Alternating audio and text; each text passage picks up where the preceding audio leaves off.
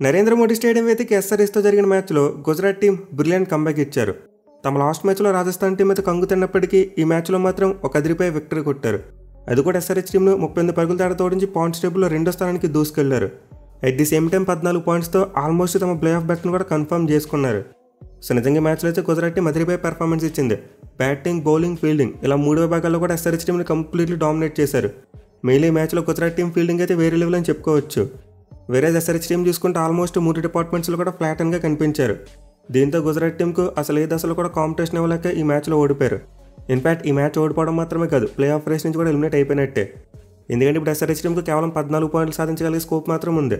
But already points table చూసుకుంటే 3 టీములు 14 పాయింట్స్తో ఉన్నారు. అండ్ వీళ్ళకి ఇంకా 3 మ్యాచ్లు 4 మ్యాచ్లు మిగిలి ఉన్నాయి. అలాగే 4-5 ప్లేస్లో ఉన్న టీమ్స్ కూడా 12 పాయింట్ల కంటే ఎక్కువ ఉన్నాయి. దీంతో ఈజీగా ఈసారి చాలా టీమ్స్ ఆ 14 పాయింట్ల మార్కుని క్రాస్ అవ్వడం చూస్తాం. So present points table and scenario బట్టి చూసుకుంటే 14 పాయింట్స్తో క్వాలిఫై అవ్వడం ఆల్మోస్ట్ ఇంపాసిబుల్. దీనివల్ల ఎస్ఆర్హెచ్ టీం ఎలిమినేట్ అయిపోయిందని చెప్పుకోవచ్చు. పైగా వాళ్ళ నెట్ రేట్ కూడా చాలా పూర్గా ఉంది. సీజన్లో అయితే ఇంకా ఎస్ఆర్హెచ్ టీం యొక్క ప్లే ఆఫ్ అవకాశాలు పూర్తిగా పోయినట్టే. అయితే ఈ మ్యాచ్లు చూసుకుంటే కొన్ని కాంట్రవర్షియల్ డిసిషన్స్ చూసాం. మెయిలీ శుభ్మన్ గిల్ రన్అట్ విషయంలో చాలా కన్ఫ్యూజన్ ఉంది. అలాగే తర్వాత అభిషేక్ శర్మ ఎల్బీడబ్ల్యూ కాల్ విషయంలో ఒక నాట్అవుట్ వచ్చింది.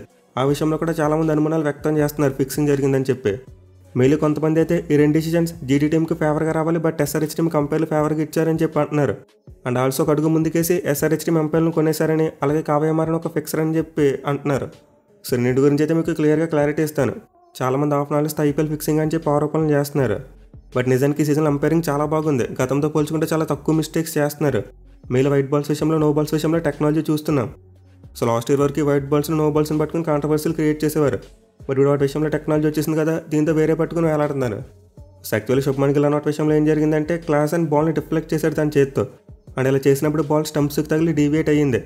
బట్ ఇలా డీవియేట్ అయ్యే క్రమంలోనే అతని గ్లవ్ కూడా లైట్గా స్టంప్స్కి తగిలాయి. అండ్ దీన్ని పట్టుకుని క్లాస్ అని చేతితో స్టంప్స్ని పడగొట్టేశాడు. బాల్ తగలేదు, ఎస్ఆర్హెచ్ టీం ఎంపైర్లను కొనిస్తుందని చెప్పి అంటున్నారు.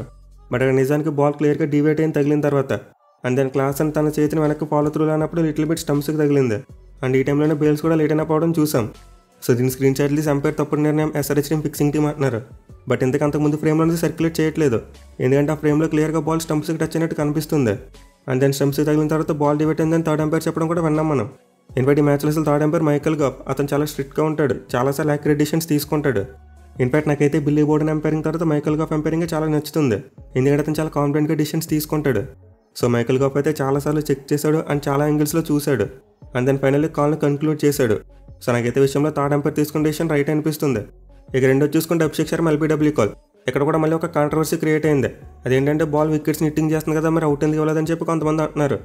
సో నిజంగా అసలు కొంతమందికి డిఆర్ఎస్ టెక్నాలజీ ఎలా వర్కౌట్ ఉందో కూడా తెలియదు అనుకుంటా. ఇక్కడ క్లియర్ ఇంపాక్ట్ అనేది అంపైర్స్ కాల్ వచ్చింది. అంటే ఆన్ ఫీల్డ్ డిసిషన్ ఏదైతే ఉంటుందో అదే ఫైనల్ అవుద్ది.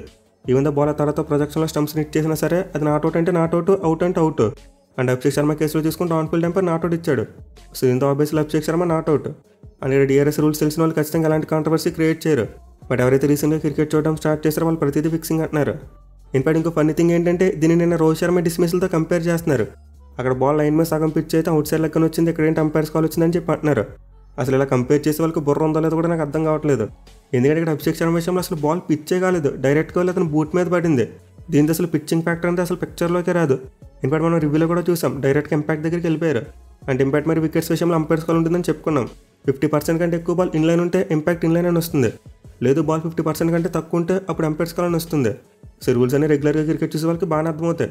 బట్ రీసెంట్గా క్రికెట్ని చూడడం స్టార్ట్ చేసి ఐపీఎల్ని కేవలం ఫిక్సింగ్ కోణంలో మాత్రమే చూసే వాళ్ళకి ఎంత చెప్పినా అర్థం కాదు. ఇన్ఫాక్ట్ మళ్ళీ కింద కామెంట్స్ చేస్తారు, నేను ఎస్ఆర్హెచ్ టీం ఎంత కొనేసింది, కావ్యమారి నీకు డబ్బులు పంపించేసింది, నువ్వు ఎస్ఆర్హెచ్కి సపోర్ట్ చేస్తున్నావు, నువ్వు ఎస్ఆర్హెచ్ ఫ్యాన్ అంటే ఇప్పుడు మళ్ళీ. సో అసలు అలాంటిది ఏమి ఉండదు. ఈ టీం కూడా మాకు డబ్బులు పంపదు, ఒకవేళ పంపినా కూడా నేను తీసుకోను. ఎందుకంటే కష్టపడకుండా సంపాదించిన డబ్బు ఎప్పటికీ నిలబడదని నాకు తెలుసు. కానీ ఇప్పుడు కొంతమంది కామెంట్స్ పెట్టచ్చు, నేను కావ్యమారని కొనేసిందని, అలాగే ఎస్ఆర్హెచ్ టీంకి నేను నమ్ముడైపోయానని చెప్పి. బట్ నేను ఇక్కడ చెప్పేది ఏంటంటే ఎంపైర్స్ తప్పలేదు, వాళ్ళు డ్యూటీ బాగానే చేశారని చెప్తున్నాను. పైగా ఇంకొంతమందిని చూసిన పై కామెంట్స్లో ఎంత పూర్గా ఆలోచిస్తున్నారంటే మన రాజస్థాన్ టీం జీటీ మీద బాగా ఆడేశారంట, కానీ నేను ముంబై టీం మీద రన్ సరిగ్గా కొట్టలేదు, వాళ్ళు ఫిక్సింగ్ చేశారంటున్నారు. అంటే ఇక్కడ ప్లేయర్ స్కిల్, ప్లానింగ్, పిచ్ లాంటివి ఏమీ సంబంధం లేదు. ఇన్ఫాక్ట్ ఈ మ్యాచ్లో కూడా ఎస్ఆర్హెచ్ టీం పెర్ఫార్మెన్స్ చూసి అనొచ్చు. లాస్ట్ మ్యాచ్లో సిఎస్కే టీంకి అగైనెస్ట్ అద్భుతంగా బౌలింగ్ చేశారు ఎస్ఆర్హెచ్ బౌలర్స్, కానీ ఈ మ్యాచ్లో ఫిక్సింగ్ చేశారంటారు. ఎందుకంటే ఈ మ్యాచ్లో గుజరాత్ టీం వాళ్ళు చాలా రన్స్ ఇచ్చేశారు, అలాగే క్యాచ్లు వదిలేశారు. దీంతో ఎస్ఆర్హెచ్ టీం ఫిక్సింగ్ చేసిందని చెప్పి అనడం మొదలు పెడతారు. సో నేను అడిగితే అసలు ఇలాంటి వాళ్ళంతా ఐపీఎల్ చూడటం మానండి. మీకు ఫిక్సింగ్ జరిగినట్టు అనిపిస్తుంది, నమ్మకం లేదనుకుంటే శుభ్రంగా ఐపీఎల్ మానేసి ఏవైనా సీరియల్స్ చూడండి. అంతేగాని ప్రతి చిన్న విషయాన్ని కాంట్రవర్సీగా మార్చి కామెంట్ సెక్షన్లో ఫ్యాన్ వర్స్ క్రియేట్ చేయకండి. ఎందుకు టైం వేస్ట్ ఇవన్నీ. సో ఈ మ్యాచ్లో ఎస్ఆర్హెచ్ టీమ్ ఎంపైర్స్ని ఎవరిని కొనలేదు, అలాగే వాళ్ళు ఎలాంటి ఫిక్సింగ్ చేయలేదు, సరిగ్గా ఆడలేదు అంతే. At the same time umpires తమ డ్యూటీ తమ చక్కగా చేశారు. ఇన్ఫాక్ట్ ముందు చెప్పినట్టు సీజన్ ఎంపైరింగ్ బాగుంది, కాంట్రవర్షియల్ డిసిషన్స్ కూడా బాగా నిర్ణయాలు తీసుకుంటున్నారు ఎండ్ ఆఫ్ ది డే చూసుకుంటే. సో ఐ హోప్ నేను చెప్పేది కొంతమందికైనా అర్థమవుతుంది అనుకుంటున్నా. ఇంకా ఫిక్సింగ్ అనే వాళ్ళకి మనం ఎంత చెప్పినా వాళ్ళు మారరు, అదే పట్టుకుని కూర్చుంటారు. ఎనివే ఈ మ్యాచ్లో అయితే ఎస్ఆర్హెచ్ టీమ్ టాస్ గెలిచి ముందుగా ఫీల్డింగ్ తీసుకున్నారు. But anyway SRH team toss గెలిచినప్పటికీ వాళ్ళకైతే మంచి శుభారంభం రాలేదు. జీటీ ఓపెనర్స్ మరోసారి అదిరిపై బ్యాటింగ్ చేశారు. మళ్ళీ మనం ప్రివ్యూడలో చెప్పుకున్నాం ఎస్ఆర్హెచ్ టీమ్ మ్యాచ్లు గెలవాలంటే జీటీ టీం యొక్క టాప్ ఆర్డర్ని ఆపాలని చెప్పి, కానీ ఎస్ఆర్హెచ్ టీం మ్యాచ్ చేయడంలో కంప్లీట్లీ ఫెయిల్ అయింది. సో లిటరల్లీ మ్యాచ్లో నిజంగా శుభ్మన్ గిల్ మరియు సుదర్శన్ ఇద్దరు కూడా ఎస్ఆర్హెచ్ బౌలర్స్ని ఒక ఆట ఆడుకున్నారు. అసలు షమీ మరియు ప్యాట్ కమిన్స్కున్న ఎక్స్పీరియన్స్కు అలాగే వాళ్ళకున్న నేమ్కి ఎలాంటి రెస్పెక్ట్ ఇవ్వలేదు.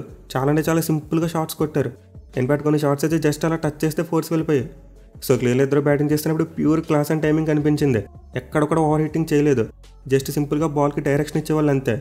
మరి ముఖ్యంగా సుదర్శన్ అయితే మామూలు కన్సిస్టెన్సీ చూపించట్లేదు. ఈ మ్యాచ్లో అదరగొట్టేశాడు. 23 బంతుల్లో 48 పరుగులు కొట్టాడు అండ్ ఇన్నింగ్స్ ఒక రికార్డును కూడా క్రియేట్ చేశాడు. ఐపీఎల్ వేగంగా 1500 పరుగులు పూర్తి చేసుకున్న బ్యాట్స్మెన్గా నిలిచాడు. అండ్ ఆల్సో అతని సీజన్లో 500 పరుగుల మార్కును దాటేశాడు అండ్ ఆరెంజ్ క్యాప్ కూడా ఇప్పుడు అతని దగ్గరికి వచ్చేసింది. ఇక శుభ్మన్ గిల్ బ్యాటింగ్ తీసుకుని మైండ్ బ్లోయింగ్, అసలు ఎక్కడ కూడా గట్టిగా కొట్టే ప్రయత్నం చేయలేదు, క్లాస్ చూపించాడు. మెయిన్లీ గుజరాత్ ఓపెనర్స్ కూడా ఈ మ్యాచ్లో తమ శైలికి భిన్నంగా కాస్త అగ్రెసివ్గా బ్యాటింగ్ చేశారు. అంటే నార్మల్గా చూసుకుంటే ఇనిషియల్గా టైం తీసుకుని సెట్ ఆ తర్వాత అగ్రెసివ్గా ఆడతారు.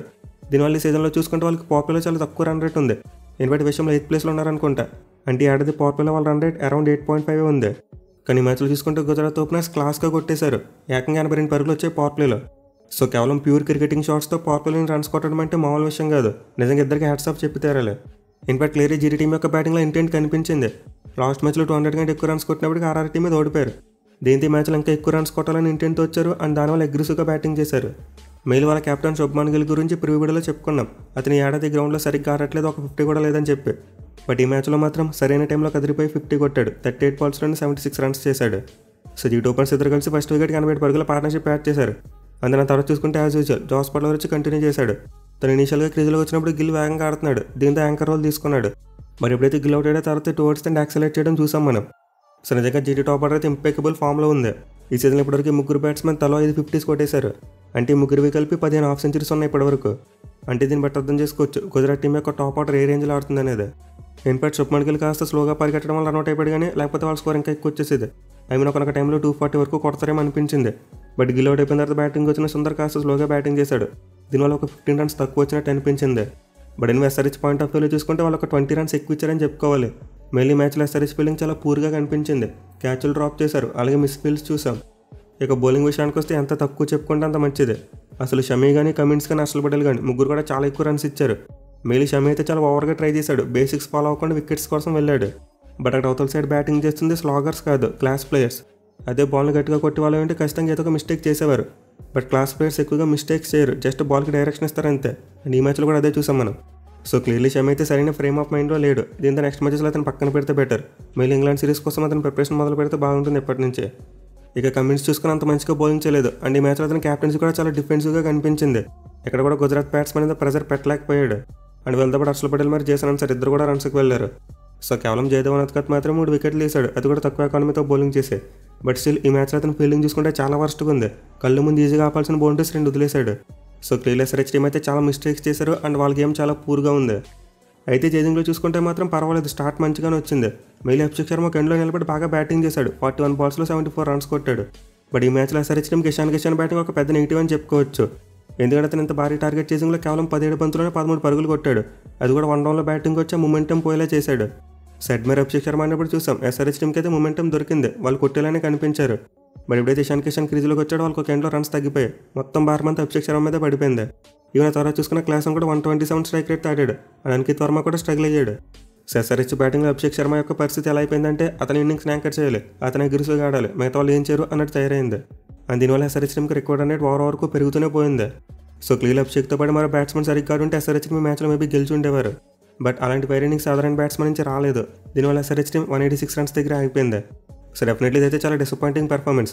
ఎందుకంటే ఇక్కడ పిచ్ని చూపించి స్లో పిచ్ ఇచ్చేసారు, అందుకే సరిగ్గా ఆడలేదని చెప్పడానికి లేదు. క్లియర్లో ఒక బ్యాటింగ్ పిచ్ ఉంది అండ్ ఈ బ్యాటింగ్ పిచ్ మీద కూడా ఎస్ఆర్హెచ్ బ్యాట్స్మెన్ సరిగ్గా ఆడలేకపోయారు, which means clearly SRH batsmen దగ్గర కాన్ఫిడెన్స్ లేదు. బట్ అయినా మనమైతే గుజరాత్ టీంకి చాలా క్రెడిట్ ఇవ్వాలి. వాళ్ళ బౌలింగ్ మరియు ఫీల్డింగ్ 2 కూడా టాప్ నచ్ ఉన్నాయి. ఎస్పెషల్లీ రషీద్ ఖాన్ పట్టుకున్న క్యాచ్ అయితే వేరే లెవెల్. నిజంగా క్యాచ్ తీసుకుంటారని చెప్పి అసలు ఎక్స్పెక్ట్ చేయలేదు. ఇన్ఫాక్ట్ గుజరాత్ టీం బ్యాటింగ్ చేసినప్పుడు ప్యాట్ కమిన్స్కి ఎలాంటి క్యాచ్ వచ్చింది, బట్ వదిలేశాడు. కానీ రషీద్ ఖాన్ వెనక్కి పరిగెడుతూ క్యాచ్ తీసుకున్నాడు అండ్ దానివల్ల మొమెంటం చేంజ్ అయింది. అలాగే తర్వాత చూసుకుని జీటీ ఫీల్డింగ్ చాలా బాగుంది, వచ్చిన క్యాచెస్ అనేవి తీసుకున్నారు. అండ్ ఆల్సో గ్రౌండ్ ఫీల్డింగ్ కూడా వాళ్ళు చాలా బాగుంది.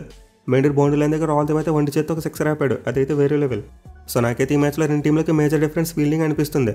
ఎస్ఆర్హెచ్ ఫీల్డర్స్ కూడా జీటీ ఫీల్డర్స్ అని ఫీల్డింగ్ చేస్తుంటే ఈ మ్యాచ్ చాలా క్లోజ్గా వచ్చేది. ఇక బౌలింగ్లో చూసుకున్న కలెక్టివ్ ఎఫర్ట్ చూసాం. లాస్ట్ మ్యాచ్లో ఎక్కువ రన్స్ ఇచ్చినప్పటికీ ఈ మ్యాచ్లో మాత్రం అద్భుతమైన కంబ్యాక్ ఇచ్చారు. ఎస్పెషల్లీ పరిస్థితి కృష్ణ మరోసారి మైండ్ బ్లోయింగ్ స్పెల్ వేశాడు. 4 ఓవర్స్లో 19 పరుగులు మాత్రమే ఇచ్చి 2 వికెట్లు తీసుకున్నాడు. ఇన్ఫాక్ట్ అతనికి player of the match out కూడా దక్కింది. సో పరిస్థితి కృష్ణ అయితే బేవచ్చమైన ఫామ్లో ఉన్నాడు. అండ్ ఈ ఫామ్తో డెఫినెట్లీ మన టీమిండియాలోకి రీఎంట్రీ ఇచ్చే అవకాశాలు కూడా కనిపిస్తున్నాయి. మెయిల్ ఇంగ్లాండ్ టూర్కి అతను పట్టుకెళ్ళిపోతారు. అలాగే సిరాజ్ కూడా మరోసారి ఎక్సలెంట్ స్పెల్ వేశాడు. లాస్ట్ టైం ఎస్ఆర్హెచ్ టీం మీద ఎలా అయితే వికెట్స్ తీసాడు, ఈ మ్యాచ్లో కూడా 2 వికెట్లు తీసుకున్నాడు. ఇక మిగతా బౌలర్స్ చూసుకున్న కాజియమర్, ఇషాంత్ శర్మ తల వికెట్ తీసుకున్నారు. కేవలం ఈ మ్యాచ్లో రషీద్ ఖాన్ ఒక్కడే హెవీగా రన్స్కి వెళ్ళాడు. బట్ మిగతా బౌలర్స్ అందరూ కూడా చాలా వరకు మంచిగానే బౌలింగ్ చేశారు. ఈవెన్ శుభ్మన్ గిల్ క్యాప్టెన్సీ కూడా స్పాట్ ఆన్ ఉందని చెప్పుకోవచ్చు. మళ్ళీ లాస్ట్ మ్యాచ్లో అతను ఫీల్డ్లో లేకపోవడం వల్ల గుజరాత్ టీం అంతలా స్ట్రగుల్ అయింది ఆర్ఆర్ టీం మీద. బట్ ఈ మ్యాచ్లో చూసాం అతను క్రూషియల్ టైంలో మంచి బౌలింగ్ చేంజెస్ చేశాడు. బట్ అఫ్కోర్స్ అంపైర్స్ మీద చాలా కోపంగా యానిమేటెడ్గా ఉండడం కూడా చూసాం. అసలు నార్మల్గానే శుభ్మన్ గిల్ అంపైర్స్ ఎప్పుడు కూడా ఆర్గ్యూ చేస్తుంటాడు, కానీ ఈ మ్యాచ్లో మాత్రం ఆ డోస్ ఎక్కువైపోయింది. తన రన్అట్ దగ్గర నుంచి చూసుకుంటే ఈ మ్యాచ్లో చాలా సందర్భాలు అంపైర్తో వాగ్వాదానికి దిగాడు. మళ్ళీ అభిషేక్ శర్మ ఎల్బీడబ్ల్యూ కాల్ విషయంలో చూసాం ఒక కేఓసీ క్రియేట్ అయిపోయింది. సో శుభ్మన్ గిల్ అయితే ఆవేశాన్ని కొంచెం తగ్గించుకుంటే బాగుంటుంది. అంటే తన క్యాప్టెన్గా బాగానే రాణిస్తున్నాడు, కానీ ప్రతిదానికి అంపైర్తో వాగ్వాదానికి దిగడం అంత మంచి విషయం కాదు. సో మేబీ ఇన్ ఎక్స్పీరియన్స్ కారణంగా కొన్ని డిసిషన్స్ విషయంలో అతను ఇంకా కన్ఫ్యూజ్ అవుతూ ఉండొచ్చు. బట్ ఎక్స్పీరియన్స్ గెయిన్ చేసుకునే కొద్దీ శుభ్మన్ గిల్ అయితే మంచి ఫ్రేమ్ ఆఫ్ మైండ్లోకి వస్తాడని కోరుకుందాం. అంటే ఒక కూల్ క్యాప్టెన్లో మాత్రమని చెప్పి ఆశిద్దాం. చూడాలి మరి గుజరాత్ టీం రానున్న మ్యాచ్లో కూడా ఇదే ఫామ్ని కంటిన్యూ చేసి టేబుల్లో టాప్లోని కన్ఫర్మ్ చేసుకుంటారు లేదా అనేది.